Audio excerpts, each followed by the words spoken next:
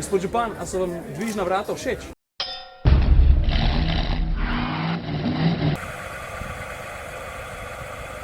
Čau folk, tale vlog, ki ga boste ravno kar videli, pravzaprav vsebuje vse, kar še nisem ponudil od materijala, ki sem ga imel iz ljubljanskega avtosalona. To pa povem zato, ker se v tem vlogu zgodi ogromno enih reči, mogoče niso čisto vse povezane tako, kot bi morale biti, ampak ok, zdaj veste zakaj.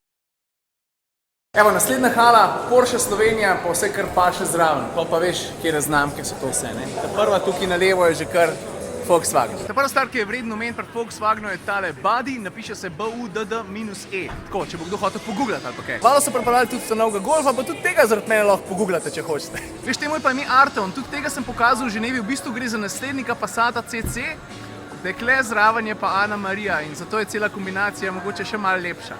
Tole je Tiguan Allspace, ki v bistvu izgleda kot čisto navaden Tiguan, ampak čakaj, da prijem do nazaj. Ima malo večjo ritko, pa zadnji še dva dodatna sedeža. Pri sebi je tudi bolj klasika, ta največja novost, pa kva drugega, kot ta nova Ibiza. Na sredini hale je v središče pozornosti postavljen Porsche, ampak mislim, da nima kakšne hude novosti, no. 911 GTS, recimo. Nasprot Porschea pa Škode, pa mogoče zraven še kakšna kratka kiklica. Le bom pokazal, kaj so pripeljali. Tole recimo ta prenovljena Octavia in to ta huda, RS-ka. Zdaj pa Superb ni v bistvu nič novega, ampak pismo, no. Če ne drugega moramo omeniti zaradi te strupene barve. Jaz je še nisem videl, mislim, da izgleda kar dobro. V Audiju pa tale beštija, zmagovalec Le Mana, R18 e-tron Quattro. In other news, tole je ta nov Coupé, pa S5 Sportback. Pika na i pa postavlja tale kričeča zadeva, rumen R8. Veš, R8, ki pa nisem pelil pismo, po moje že ne 7-8 let, pa ne bilo čisto nič narobe, če bi se spet kje za volano sedel. Pa pri Škodi sem pozabil omeniti še Kodiaka. Tako midva so zelo tekmovalna, ne, in so se odločili, da bo tekmovala v bottle flipu.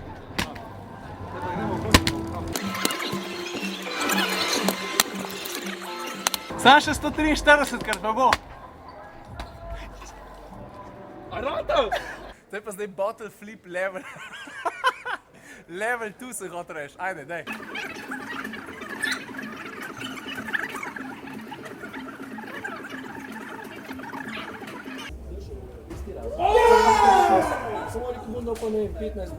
Hvala za igro. Poštena zmaga. Ajde, čau.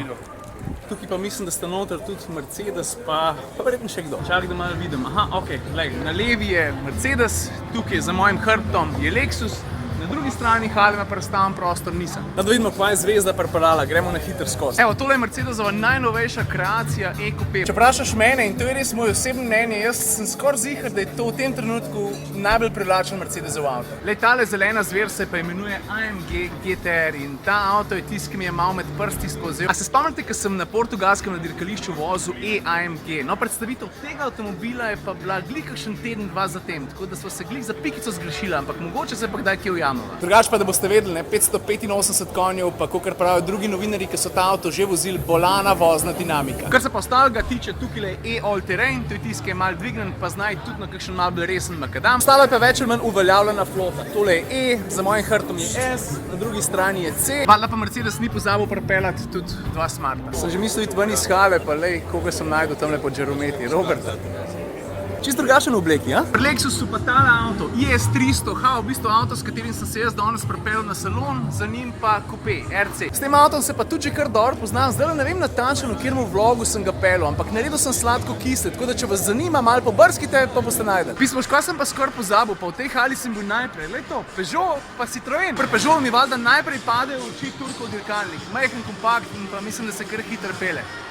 Kakšen sedež bi prosil kdaj? Za volanom? Ja?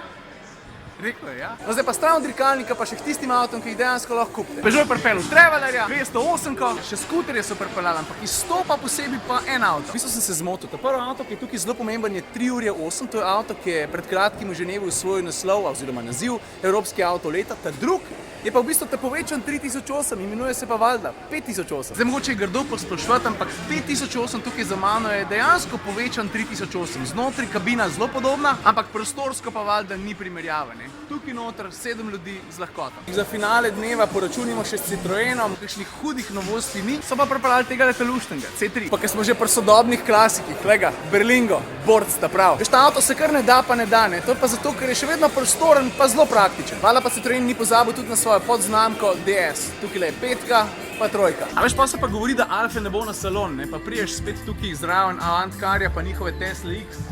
pa najdeš recimo Alfa Stelvio. Jaz sem ta avto prvič v živo videl v Ženevi in od takrat sem v bistvu govoril s parimi ljudmi in čisto vsi so glede oblike tako malo, veš, niso čisto zihar, mi je všeč, a jim ne, v bistvu ta avto polarizira, tako da povejte vi vaše mnenje, vam je avto všeč, a vam ni, pa bom sam za dobro mero pokazal avto malo bolj še do spredja, prav. Evo ga, zdaj pa povejte, razpišite se, komentirajte.